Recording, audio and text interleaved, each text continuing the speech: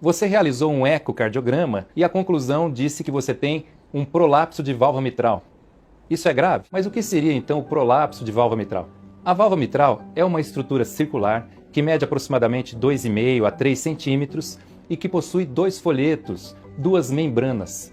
A válvula mitral permite a passagem de sangue do átrio esquerdo para o ventrículo esquerdo dentro do coração através da abertura desses folhetos que funcionam como se fosse uma porta. Quando o ventrículo esquerdo se contrai para distribuir o sangue para o corpo inteiro através da artéria aorta, a válvula mitral se fecha e não permite que o sangue volte para o átrio esquerdo. Algumas vezes, com o fechamento da válvula mitral, há um deslocamento para trás desses folhetos. Esse deslocamento chama-se prolapso. Portanto, o termo prolapso significa deslocamento, e o prolapso de válvula mitral é o nome que se dá ao deslocamento desses folhetos da válvula mitral para trás em direção ao átrio.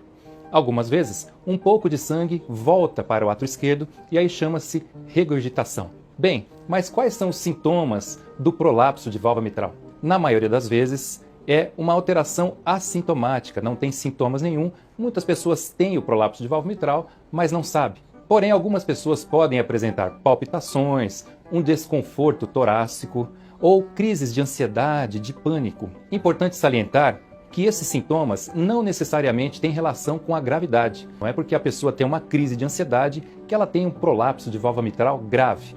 Muito bem, e qual seria a evolução, o prognóstico para esses pacientes que têm o prolapso de válvula mitral? Na maioria das vezes, a evolução é benigna, com sobrevida semelhante àqueles pacientes normais. Alguns pacientes podem desenvolver complicações, dependendo, por exemplo, do grau de regurgitação, quando a válvula se fecha, o quanto de sangue que volta para o átrio esquerdo, ou então alguma infecção na válvula, que é a chamada endocardite, ou algumas arritmias. Muito bem, então qual seria o tratamento do prolapso de válvula mitral? Na maioria das vezes, as pessoas que não têm sintomas, não há necessidade de nenhum tratamento específico, apenas a prevenção para que não ocorra a infecção, a endocardite na válvula. Assim, sempre diante de algum procedimento, alguma cirurgia ou procedimentos dentários, está indicado o uso de antibiótico para prevenir a infecção da válvula, a endocardite. As pessoas que têm sintomas, palpitações ou que têm crises de ansiedade, de pânico, o tratamento é com medicamentos.